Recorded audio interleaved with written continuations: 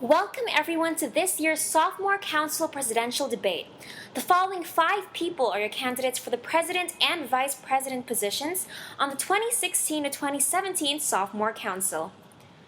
Today's discussion will begin with 5 planned questions inspired by the responses from the survey posted online to the student body. 3 candidates will answer every question, but the order in which they answer them will vary. After this first planned section of the debate, we will open the floor to questions from the audience, which will go on to the end of lunch. With that, let's begin with the planned questions. Candidates, when a question is asked, you will have 30 seconds to think about your answer before the first candidate must begin his or her answer. You will have a maximum of 1 minute to give your answer. At 45 seconds, we will hit the table once so you can have a chance to wrap up appropriately. However, do not feel compelled to occupy the entire allocated time, as the best answers are not always necessarily the longest ones. Keep it short and sweet. Are we ready? Okay, let's begin. The first question will be answered by Navshed, Zach, and Namisha in that order. How can you make your batch successful at Bob next year?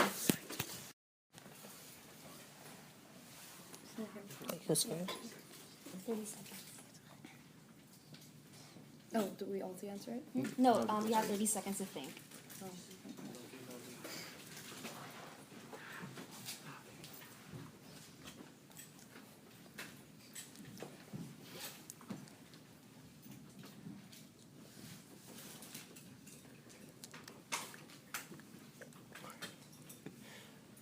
Are the 30 seconds out? Yeah?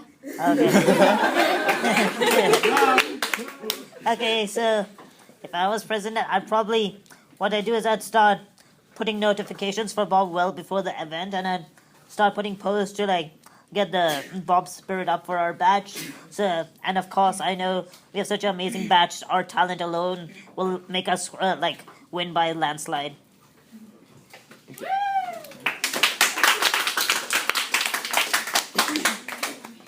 Okay, so I think that this year's student council has done a fine job in leading our batch to Bob, and that's credits to the student council here. But I believe that, as a batch, we need to be more confident in what we do, and I think that that confidence comes from our unity. We need to be a bit more united as a batch, as if we observe very well, we're actually split into many groups.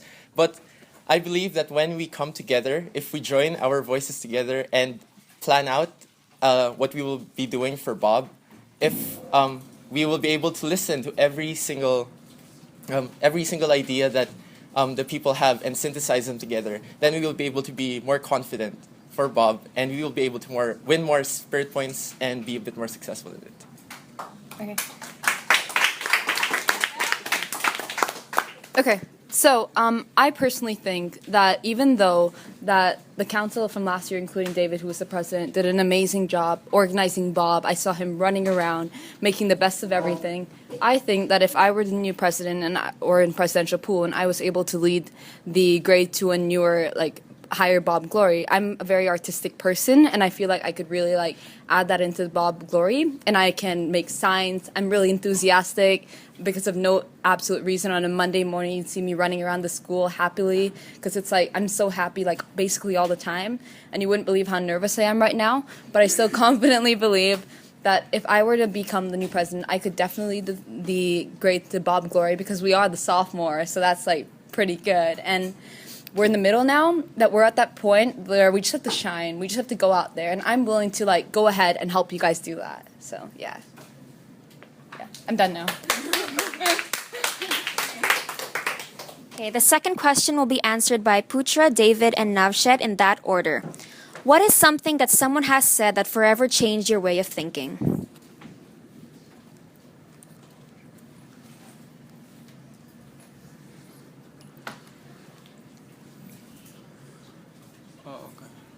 So one quote that my mom always told me was, "Don't put all your eggs in one basket," and I feel that quote's really important. When you have a plan, you should always have a backup plan because nothing's 100%, nothing's guaranteed, nothing is for sure gonna happen. So you need to have a backup plan in case that plan goes wrong. Yeah.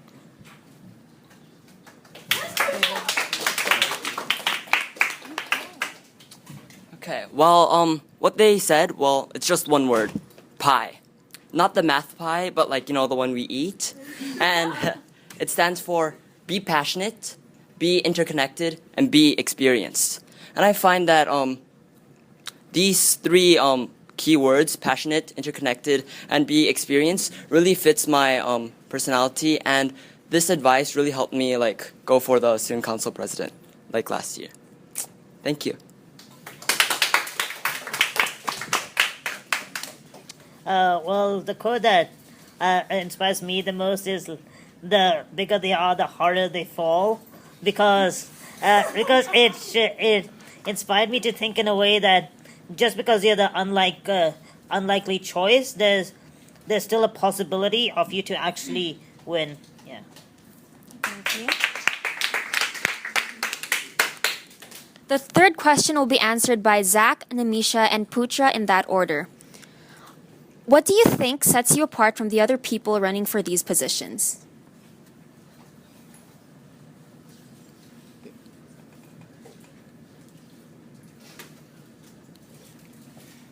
I think that what sets me apart from the other candidates here is that I'm eager to see change and that I'm very disciplined as a student.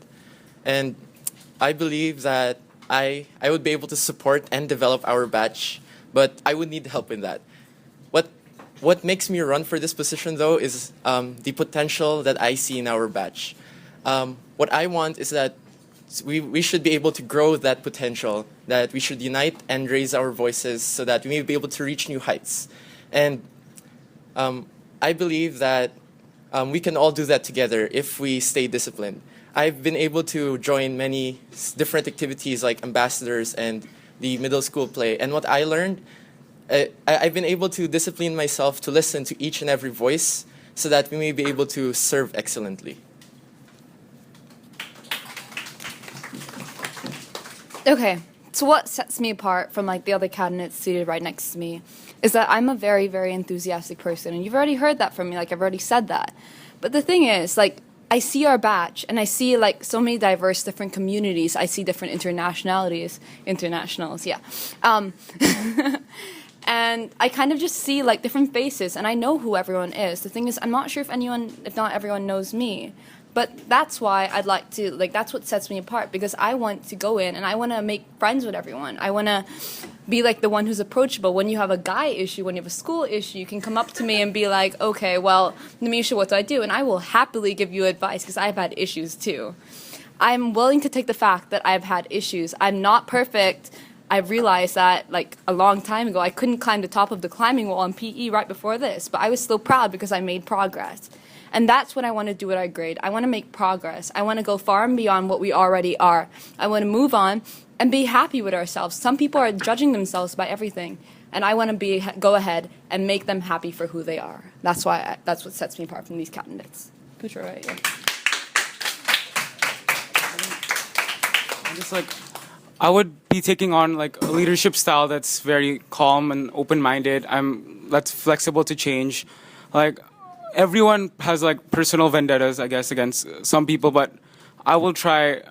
I will like shed those vendettas for like equality. Everyone can share their opinions to me, and I won't judge them like based on my personal relationship with them. I'm very organized. You can trust me with anything you want to say. Yeah.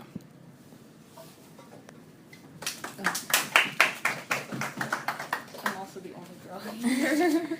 The fourth question will be answered by Namisha, Putra, and David in that order. All of you share the memories that this grade has made together. How would you be able to keep the same enjoyable and memorable feeling between each and every person in the grade?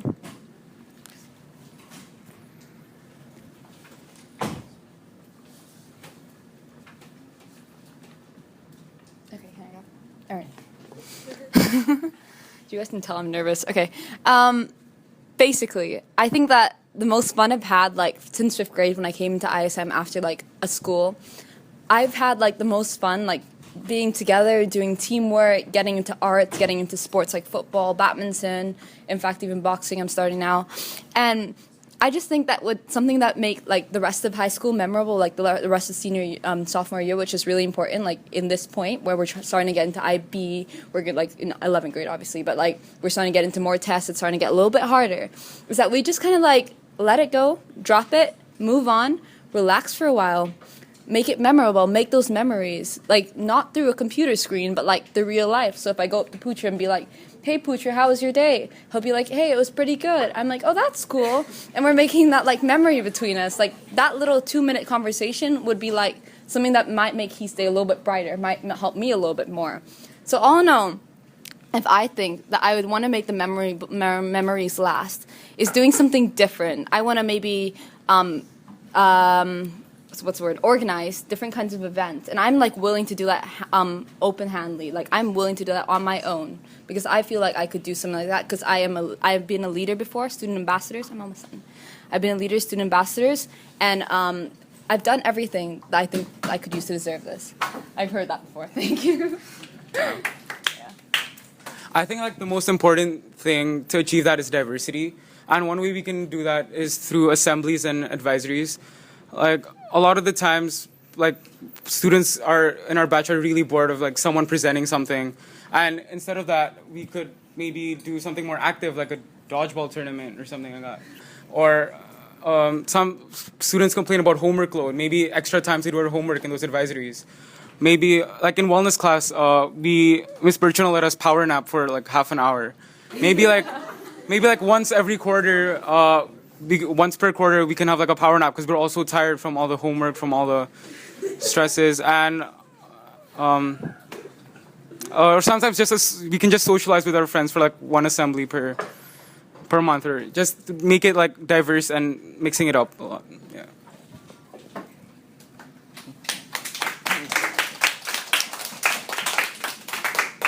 Well, to start off, I'm a passionate person, and my passion is for this grade. And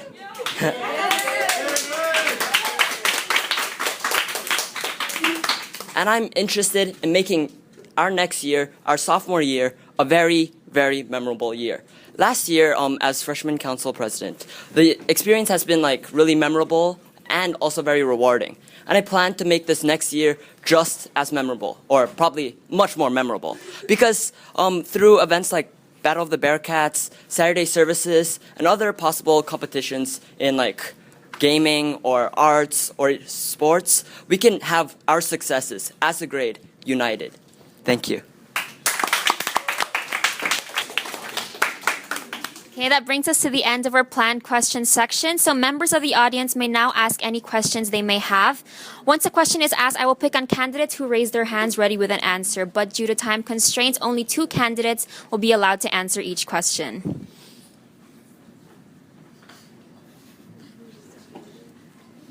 This is the most nerve-wracking part right now. This is so scary. Okay, if you had to meet one person dead and alive, who would it be and why?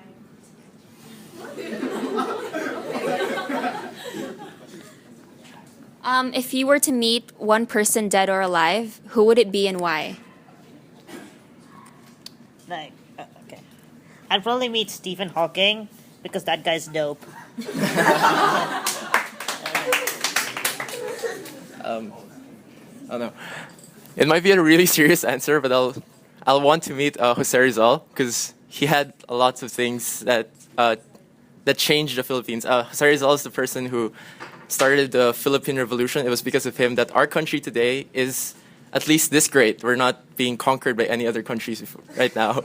And that's a really good thing for us to happen. And so I'd really want to meet him and see how the ideas that he heard from his people would be able to, that I would be able to apply those ideas in my presidency.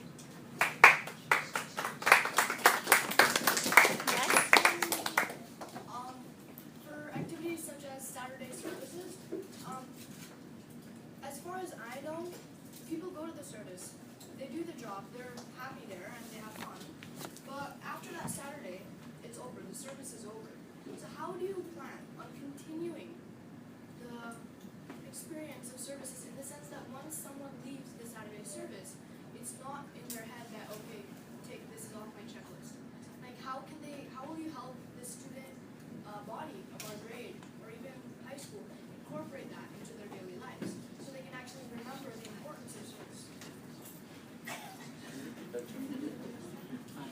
I'll repeat it.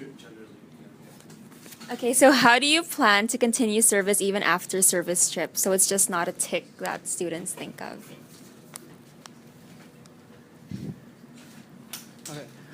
For someone to enjoy anything, they have to be passionate about it. So then maybe like including more variety in terms of the services. So maybe not everyone likes maybe like helping, like playing with like kids. Maybe they prefer more animals or stuff like that. So mixing it up and then having multiples of those services so they can come back maybe every month or two. So to keep their passion alive instead of just simply ticking a box. Yeah. Can I go? Can I go? I did it first. Okay. So, basically, everyone has friends. Like, whether you know it or not, you all have friends. And I feel like a Saturday service is only fun, like, if you have those people that you're happy with. Like, if you have those people that motivate you to do more fun. So I think that if there was to be a Saturday service, and once it's done, you tick it off your list, you add your CAS hours into Manage Back, and you're done. I know that's some of your incentives.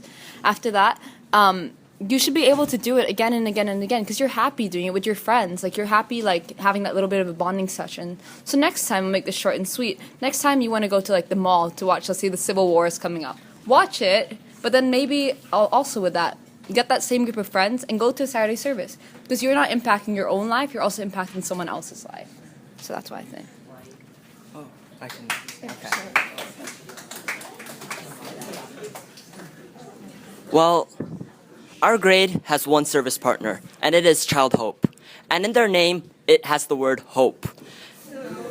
And hope isn't something that's short. It continues on. And when it continues on, we're supposed to enjoy the Saturday service, have bonds with them, but also think about what we have to do in the future. For example, in one of our Wellness Wednesdays, we made sock puppets for the Child Hope people. And that is continuing the Saturday service. Even though they aren't here. We are planning. And we are continuing the sense of service to them. Thank you.